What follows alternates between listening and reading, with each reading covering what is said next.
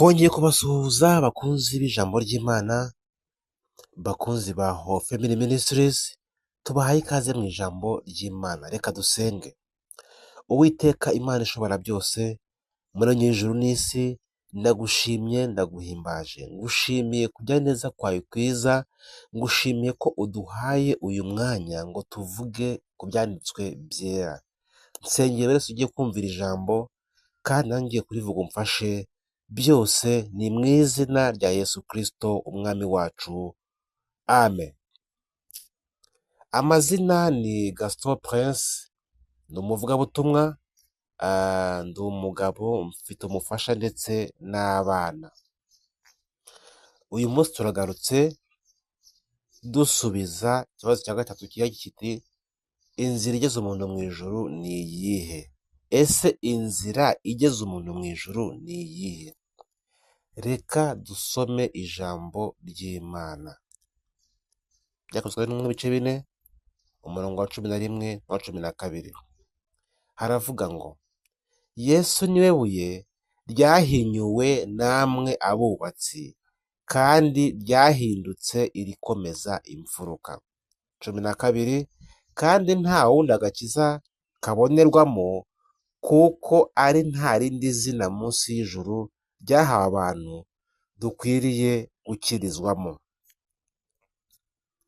Uyu munsi tugiye gusubiza ikibazo cya gatatu kivuga ngo inzira igeza umuntu mu ijuru ni iyihe? Dore igisubizo: ni Yesu Kristo. Yohana 14:6-9 haravuga ngo Yesu aramubwira ati: ninjye nzira n'ukuri n'ubugingo, ntawe ujya kwa data ntamujyanye. 9. Yesu aramubaza ati: nabanye namwe iminsi ingana ityo, kandi ntiwari wamenya? Filipo, umbonye aba abonye data, niki gitumye uvuga uti twereke data twese? Ni ikibazo. Aya magambo ni Yesu ubwe wayivugiye. Yesu yaravuze ngo niwe nzira n'ukuri n'ubugingo, ntawe ujya kwa data atamujyanye. Niyo nzira yonyine igera kwa data, cyangwa niyo nzira igera mu ijuru, ni Yesu Kristo, nta yindi nzira. Abigishwa ba Yesu nabo bari bafite, cyangwa se ntago bari basobanukiwe neza, kuko Filipo yabajije Yesu ngo nabereke data twese. Yesu aravuga ngo ubonye Yesu abonye na data. Yaravuze ngo ese igihe maranye namwe tubana iminsi ingana gutya, nawe ntabwo wari wamenya? Yabazaga Filipo. Ubonye Yesu abonye Imana, ubonye Yesu abonye data. Yesu ni inzira ijya mu ijuru. Iyi nzira irihagije, ntabwo ikeneye inyunganizi. Musigeho abatangiye guhimba izindi nzira, kuko zizabatagangaza. Abantu mwahimbye izindi nzira nimusigeho, kuko izi nzira zanyu zizagera mu mfuruka z'isi, ariko ntabwo zishobora kugeza abantu mu ijuru, kubera ko ni inzira mwihimbiye. Inzira yonyine igeza abantu mu ijuru ni Yesu Kristo. Dore ukwibeshya kw'abagenzi. Abantu bahimbye izindi nzira, cyangwa se bahimbye izindi nzira, ariyo madini. Burya amadini ariho ni inzira abantu bihimbiye ku bw'inyungu zabo. Ntabwo Imana yigeze ituma abantu gushinga amadini, niyo mpamvu ari inzira zabo. Izi nzira zanyu mwihimbiye zizazenguruka zijya impande zose z'isi, zijya mu mfuruka z'isi, ariko mu ijuru reka, izi nzira ntabwo zizabagezayo. Izi nzira zigarukira mu isi, kubera ko ni inzira mwihimbiye, ni inzira z'abantu. Abantu barambiwe burya bakora byinshi. Muri iyi minsi abantu benshi babonye inzira irambye, cyangwa se babonye inzira ya Yesu irambye, batangiye cyangwa se batangiye kwihimbira inzira, uburyo bwo gusenga. Muri iyi minsi abantu bashyizeho uburyo bwabo bwo gusenga bihimbiye, butari muri Bibiliya, kubera ko bari kubona ko inzira irambye. Ariko turababwira ngo nk'uko byagenze muri Isiraheli, abantu bo muri iyi minsi bari gukora nk'ibyo abisirayeli bakoze. Mose agiye ku musozi gusenga yaratinze, abisirayeli barangije bihimbira inzira, batangira mu buryo bwabo bwo gusenga kuko babonye ko Mose atinze ku musozi ari gusenga. No muri iyi minsi abantu babonye iyi nzira y'urugendo isa nk'aho irambye, none batangiye kwihimbira inzira kubera ko barambiwe. Ariko ntabwo byari bikwiriye ko umuntu uri mu nzira arambirwa, yagombye gutegereza akihangana, yagategereje akihangana, ariko kurambirwa ntabwo byari bikwiriye.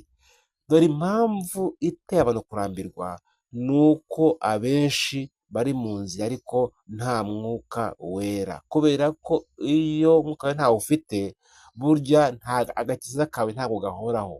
Ni nayo mpamvu habamo no kurambirwa, kuko nta muntu ushaka kwihangana muri iyi nzira mu gihe adafite umwuka wera, kuko umwuka wera aha abakristo imbaraga zo kwihangana.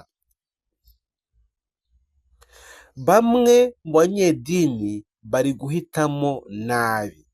Amadini aragwiriye ariko nta mugambi w'Imana ubirimo, kuko umugambi w'Imana ni uko abakristo bose baba mu itorero, ntabwo ari uko abakristo baba mu madini.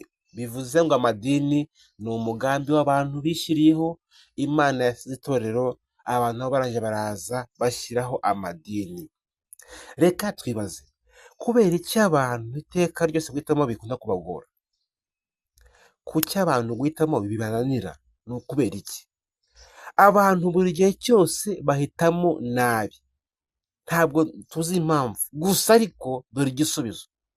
No mu gihe cya Yesu abantu bahisemo nabi, bakoze ikosa, babambisha Yesu ku musaraba, babambura igisambo, bahitamo nabi. Ariko uyu munsi reka tubahe igisubizo. Turifuza yuko abantu mwese muhitamo inzira nziza, mukareka guhitamo nabi nk'uko byabaye ku Bayuda.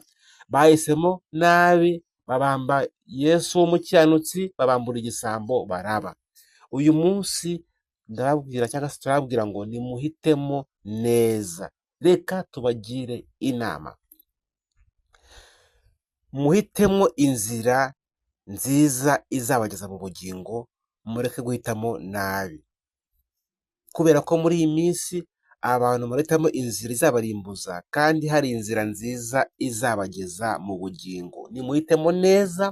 Guhitamo neza ni uguhitamo Yesu Kristo.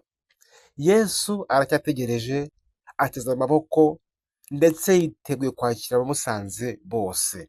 Nimwakire ijambo ry'Imana. Senga iri sengesho wowe utari wakizwa. Gira uti: Mwami Yesu Kristo, ndagushimiye kuko umpaye aya mahirwe ngo njye mu nzira izatuma mbona ubwiza bwawe. Nkora mu gitabo cy'abarimbuka, unyandike mu gitabo cy'ubugingo buhoraho. Byose mbisabye mu izina rya Data twese n'Umwana n'Umwuka wera. Amen. Abantu muri iyi minsi bari kutubaza ibibazo byinshi, kandi ibibazo byinshi biri kubaza biri mu nyigisho twatambukije. Bivuze ngo nimwumve inyigisho yose muyirangize, kuko byinshi muri kutubaza biri mu nyigisho. Nimwumve inyigisho muyirangize, kuko byinshi muri kutubaza by'ibibazo biri mu nyigisho twatambukije. Rero nimwumve inyigisho kugera muyisoje, muramenya byinshi kurushaho. Abantu mwakoze subscribe turabashimira. Utarayikora yikore kugira ngo ubutaha inyigisho utazashyiraho icyo zagucika. Niba inyigisho ariyo wari ukeneye, kora like, usharire ku nshuti zawe. Kubera icyo umenye ibyiza ukabyihererana. Niba umenye ibyiza, inshuti zawe zihereza ubutumwa, sharing ubutumwa, ohereza ubutumwa. Ikindi, umuntu wese ukeneye inama, ufasha mu ijambo ry'Imana, twandikire muri komenti cyangwa se uduhamagare kuri nimero yacu. Turashyira munsi y'ikiganiro aho umuntu wese ayibona. Ukeneye inama, ufasha mu ijambo ry'Imana, twandikire muri komenti cyangwa se uduhamagare. Nimuhahe muronke. Amen.